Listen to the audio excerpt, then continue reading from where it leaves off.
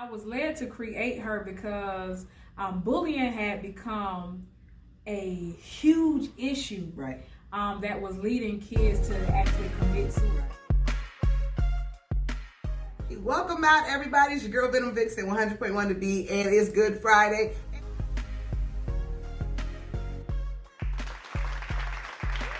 And today's guest is Tiffany J. Hey. She's dope. She does a lot of things. She's an artist. I see you online all the time. But the thing that stood out to me the most is, of course, your characters, Super Beauty and Handsome Hero.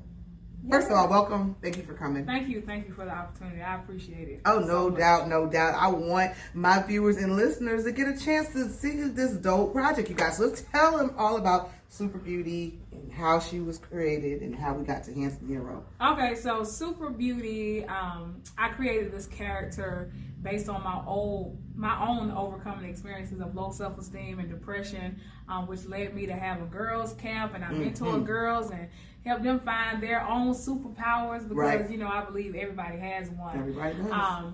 But I was led to create her because bullying had become a huge issue, right?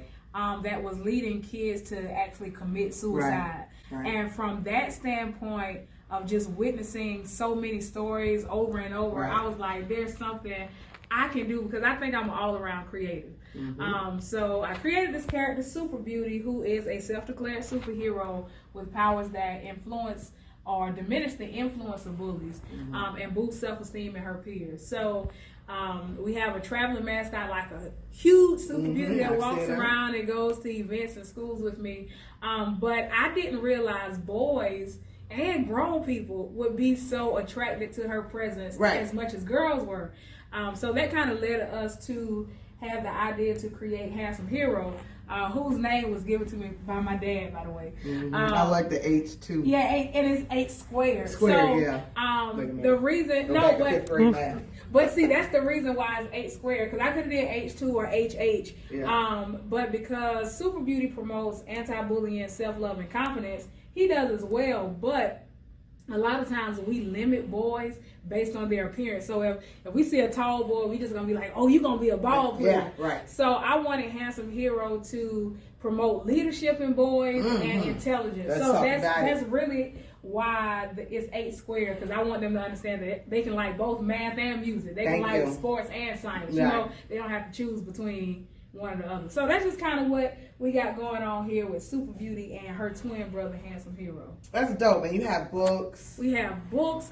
Currently, there are 2 books in the series. Super Beauty Saves the Day, which talks about bullying. Then we have one of my favorite book, I think, is Super Beauty's ABCs for the Culture.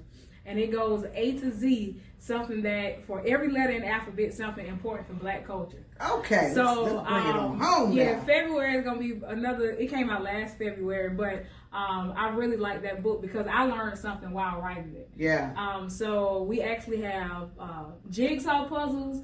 We just released our 2020 vision planner that instills goal setting in kids and lets them...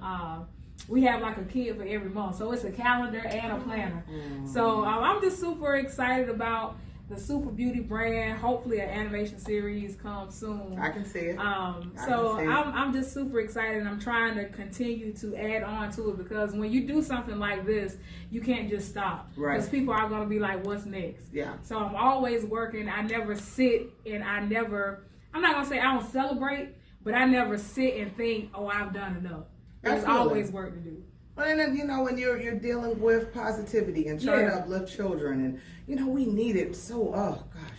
You know, I talk about this all the time about how important words are. And we grow up and we got to keep it real. You know, in the Black community, we can be harsh with how we speak to children and the things that you put in them. And we're not realizing you dumping all that in them churns and then you're expecting a positive result. That's exactly correct. And one tip that I like to give parents, a lot of times you know, when kids do what they're supposed to do, they aren't celebrated enough. It's like, that's what you're supposed to do. So I ain't got to really give you kudos. Sometimes the positive reinforcement, if they did what they're supposed to do, they did their homework, they got in bed in time.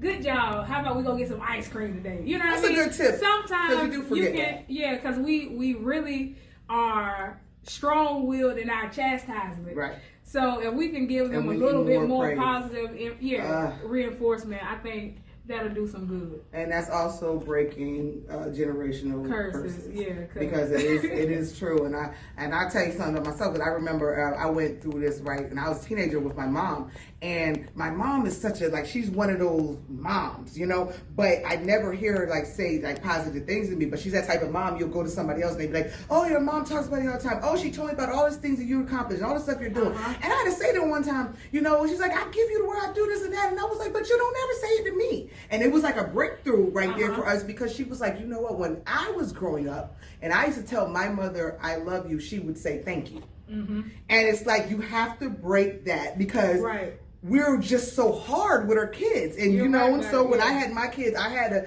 you know, soften up more and try to, you know, bring that. My daughter brought that out of me. Lord, them girls.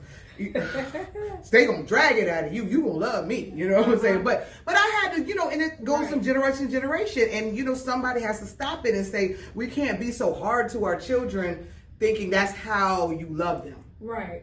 And that's exactly correct. And that kind of deals with how back in the day, you know, entrepreneurship really wasn't an option for a career. So, like, when my mom was coming up, it was go to school, go get a job, work there 50 years, and call it a day. Absolutely. So, me, for one, I'm a full-time entrepreneur. I left my corporate job 9 years ago, I think, 2011. Girl, I ain't trying to do bad because I might be wrong. 9 years ago.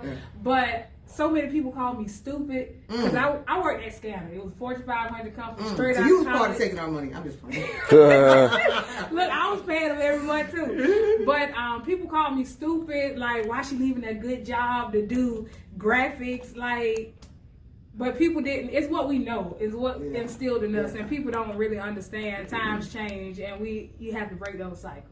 Shout out to all the entrepreneurs out there. You do what you do and you do it, all right? So we got all the information up here in the video where they can find you online, get the products, get involved, book the characters for birthday parties, schools, all of that. I want to see the super universe. I want to see a whole super universe out of you. You know what I'm saying? Because we need all of that. Well, I appreciate you coming hanging out with me. Thank you so much. I can't say thank you enough. No problem. Y'all, it's been Good Friday. Y'all just got the good news. It's what it want to be. We out.